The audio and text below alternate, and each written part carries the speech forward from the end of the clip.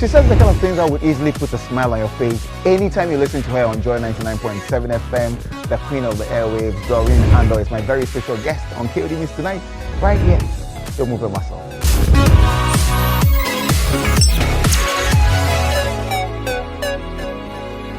She's a Monaco, she surveys, and on radio she puts that smile on our faces. She's been doing that in the last 25 years. She's timeless like the moon, sun, and rain. Please welcome the one, the only, Doreen Andoh. Doreen, it's great to see you. It's always good to see you. Happy birthday, and thank belated. You. Thank you kindly. And you're doing something, you know, Doreen is eating pizza for the next year. And it's so much that I actually got some. I'm like, yo, man, I need to be part of this pizza treat for a year. Definitely. Typically, how do you celebrate your birthdays? Oh, well, I usually hang out with my family. Okay. You know, just relax and eat and stuff your face. Then the next day you start working out. I know, right?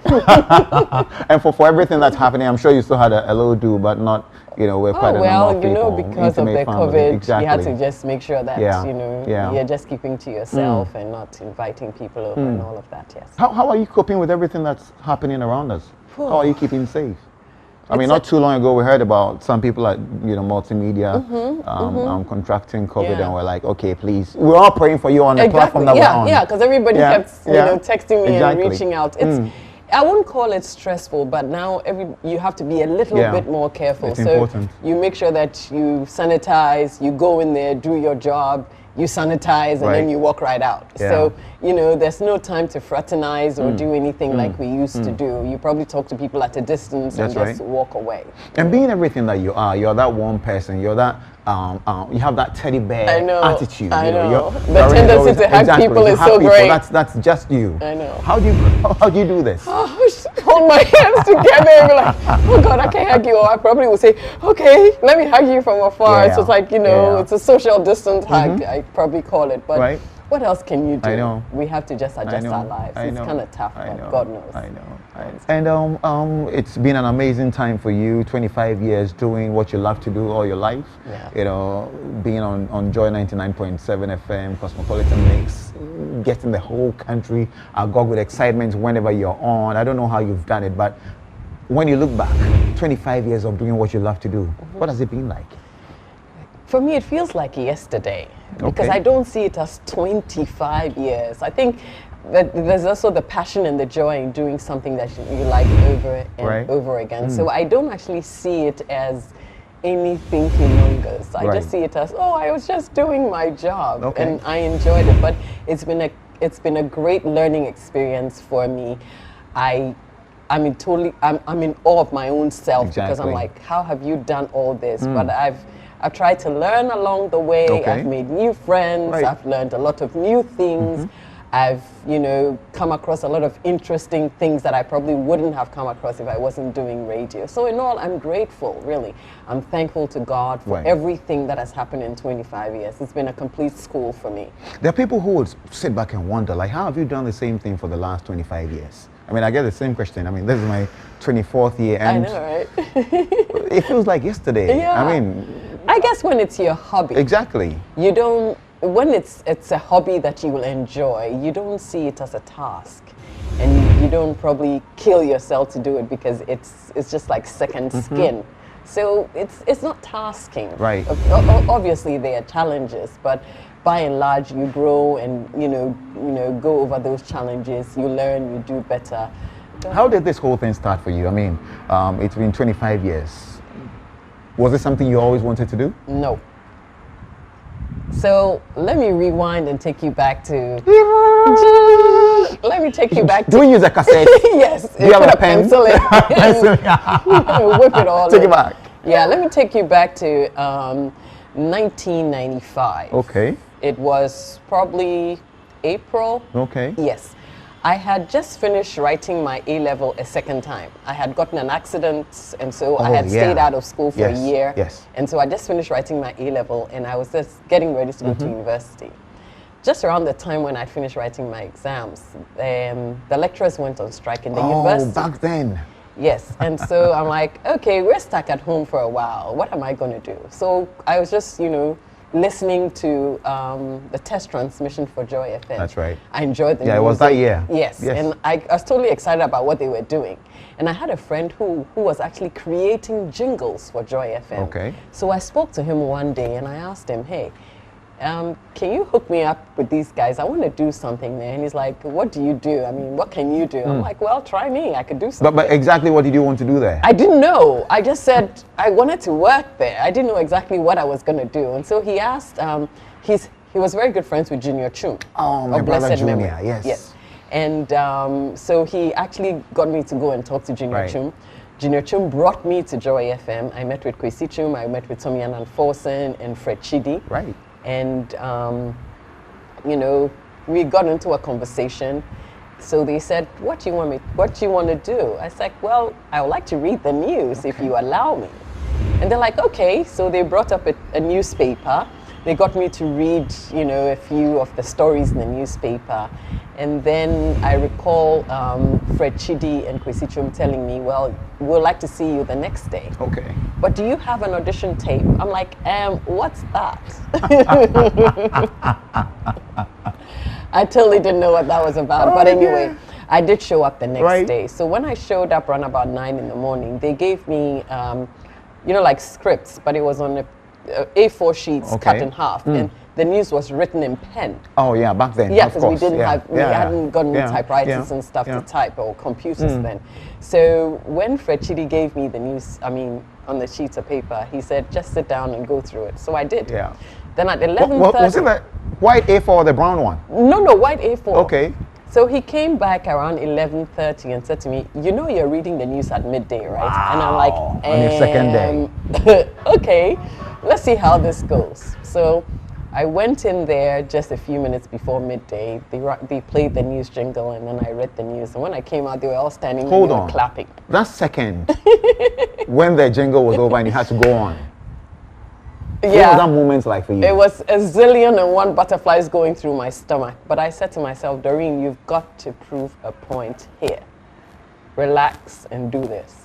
Because you know, I mean, you would know. There's something about reading the news that's totally different from being a music presenter. Yeah, I know. At that time, I hadn't come to that side. Exactly. Yeah, no, I'm saying it like I didn't know about coming to be a music presenter. That moment, knowing that everything is silent, it's just you, just your voice, and the rest of the world. It was new to me. I hadn't done anything like that in my entire life. You know, so I had to prove myself, because I was like, well, people are listening, and so I can't afford to make a mistake. I can't afford to just, you know, walk through this and think that that's it. So I had to do my best, and I did. And so when I walked out, they were clapping, and they were like, oh, we like that. You dished out. Yeah, like, ooh, nice. So they're like, well, we got to get you to read the news and the announcements. Right. And that's how I started. So I was reading the news and the announcements for a while. And then so midday news, and that's a big deal. Yeah, that was my first job. I read the midday news. That's what I did. How did you transition into everything that you've become? Right. Okay. So then I became part of the furniture in the building. So I'll come in there, read announcements, read the news, and all of that. And then on Saturdays, when I came in to read the announcements, I ended up hanging with Mark and Cox and Gabby, because they used to do a show at 6 p.m. from 6 to 8. Oh, I think they had blocks. Yes, it was back and forth. Right. So Gabby would play back, which was old music, and Mark and Cox would play forth, which was new music. Right. But I knew a lot of the old music, and so I'll hang with Gabby, and by and large, we became a team. So then Gabby and I would do back, and then Mark and I would do forth. And that's how I started. And so it got to a point where it's like, Doreen, okay, you can announce the music, and you can play it and all of that. And so I started doing that with Gabby for a while. And then there was a little bit of a fallout for Wendy Mamata, because she was doing the Cosmopolitan Mix. She walked out one day, and so they needed a replacement. Dusty Wayne of blessed memory did the show. Dusty. Yeah, he did the show a few times. And then he asked me one day, do you want to try? I said, yes, I want to try. So he put me in the studio a few times, and he's like, oh, you're good. You can go on your own. Right. So I managed it on my own for a while, and then Kofi Kumbilson joined. Okay. And so they paired the two of us on the show. And then we did it for a while. Then Kofi Kumbilson left, and I was left alone on the show. So wow. That's how, I transitioned. But in the meantime, I was helping with other shows on the station and reading the news and reading the announcements. And then after a while, the news team was formed properly. And so I left them with the news, but I still used to do announcements, and I used to just do my show and, do other things too in the station. Right. We're going to find out what it's been like for Doreen being, transitioning from being a newscaster to everything that we know her to be right now on the Cosmopolitan Mix right here on KOD Meets. Don't move the muscle.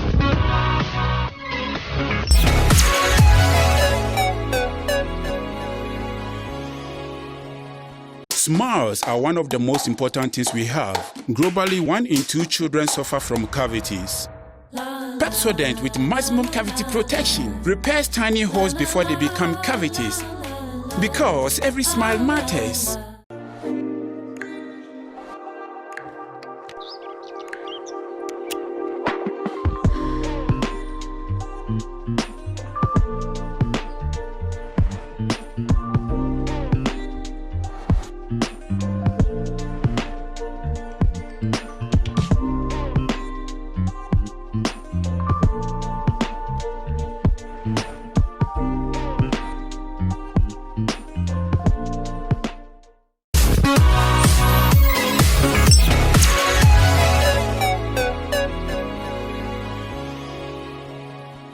Welcome back. This is KOD Meets with my very special guest, great friend of mine. I love her to bits, Doreen Andoh. You're looking very spiffy. Thank you. Ophelia Crossland just doled me up. Oh, yeah? Yeah. Okay, you're wearing my wife. That's right.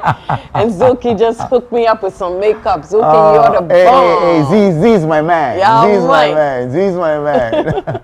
D, what do you make of this place? Oh, I love Qualis. it. I Qualis love is amazing. Yeah. And actually, the minute I walked in here, I thought, oh God, if only there was no COVID, this place will be on fire. Really popping. I love it. I love it. Let's pray it subsides soon, actually. Pretty soon. Yeah. Pretty soon. Something's always been part of you, music and you. And it's actually a family thing, because I had the opportunity of working with your big sister, Yvonne, who taught me everything that I know in radio. Mikofi. So that's what she used to call exactly. you. Right? What was growing up like for you? What's the connection between your family and music? Because she knows her music too. Yes, we grew up around a lot of music. My parents played a lot of music. My mother plays 2 instruments. My father is a music freak. Okay. And growing up, I had a lot of cousins who were in secondary school, and so they would record a lot of the new music and bring it to our house. And so we had a lot of current music running through our house. On my mother's side, I have 6 uncles. And so they were like young, working, and all of that. And so when I went to my grandma's house, there was lots of music out there. There's lots of music in my house. So I was always listening to a lot of things. Now, something interesting happened to me when I started radio. I realized that I knew a lot of music, but for some of the songs, I probably didn't know the artists. Exactly. So you knew the music, but not the artists. I knew the music at the top of my at the top of my head. I could tell you, where the beat was going to change and everything. The transition. Yes. And so when I started doing radio, then I started linking the names of the artists to the songs that I knew.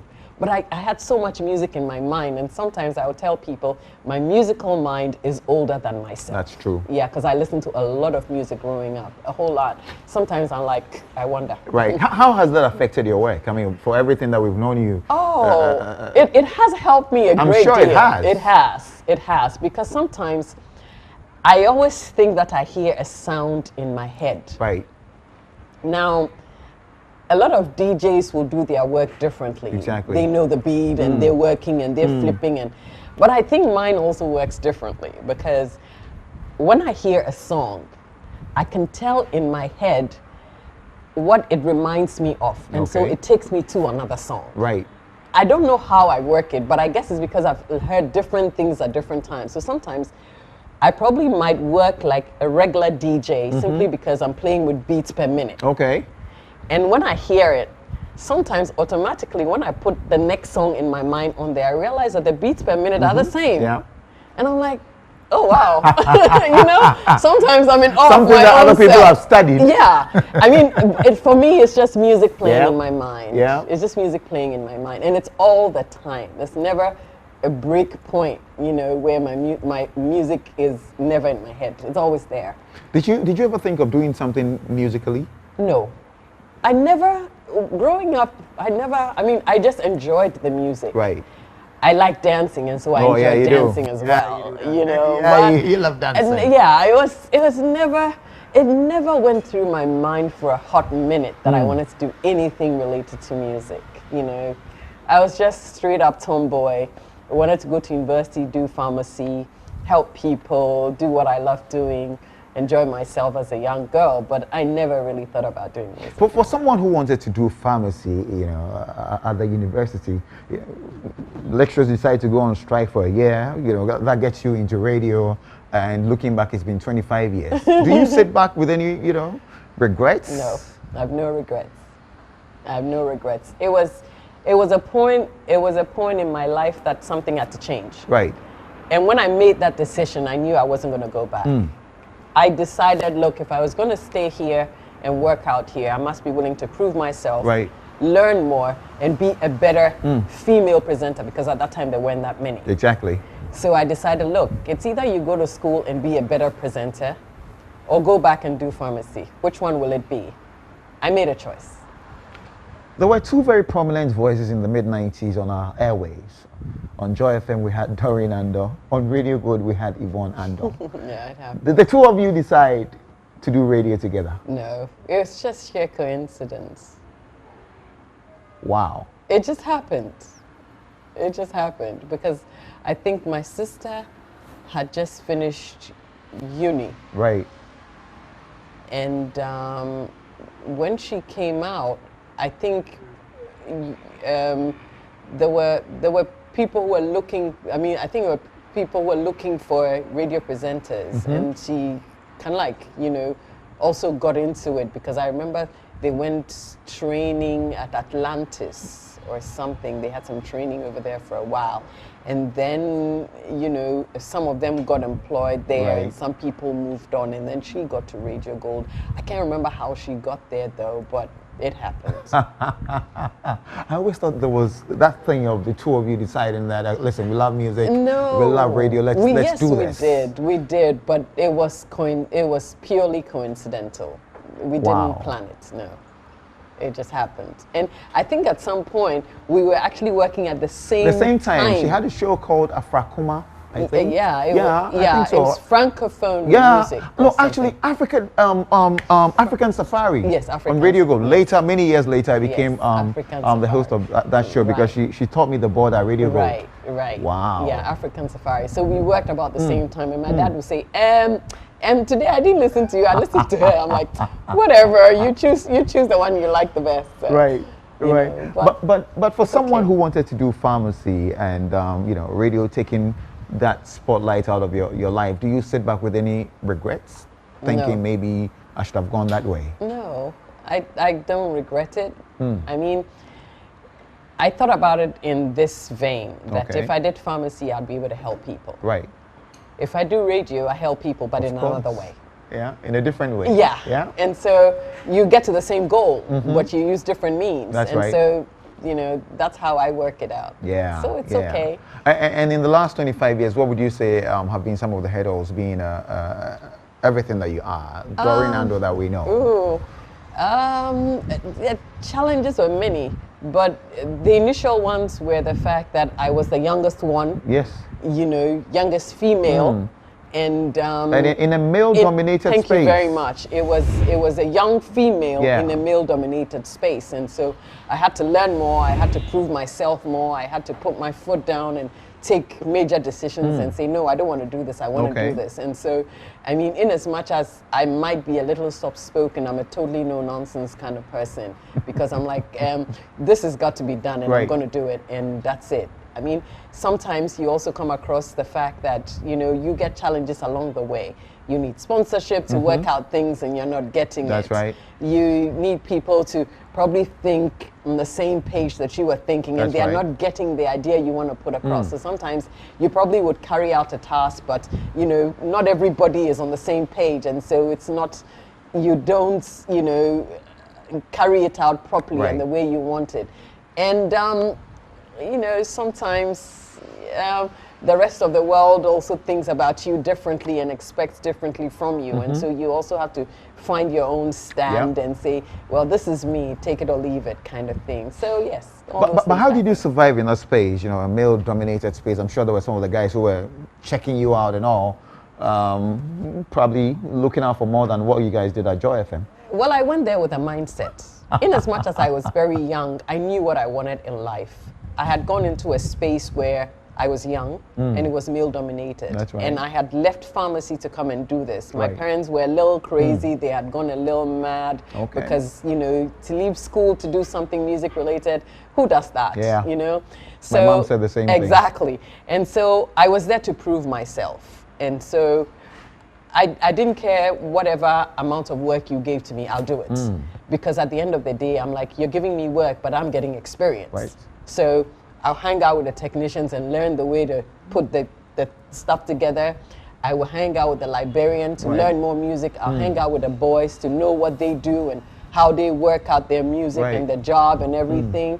And I would also listen, you know, to other networks, listen to the people that I work with to learn more. So I've done a lot of learning on the job. Exactly.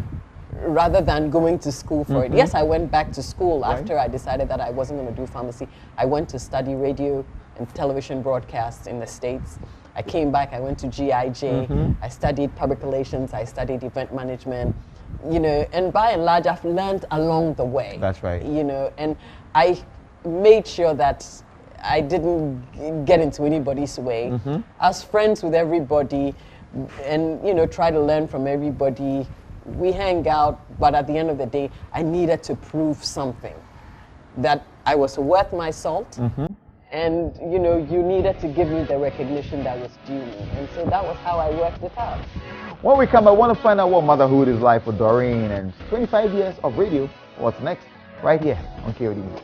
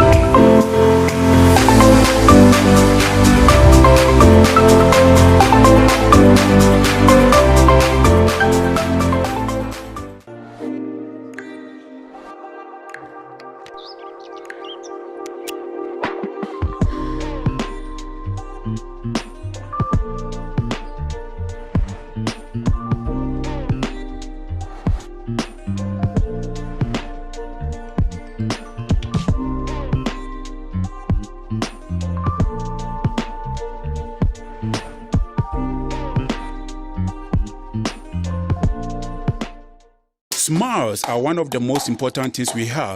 Globally, 1 in 2 children suffer from cavities. Pepsodent with maximum cavity protection repairs tiny holes before they become cavities. Because every smile matters.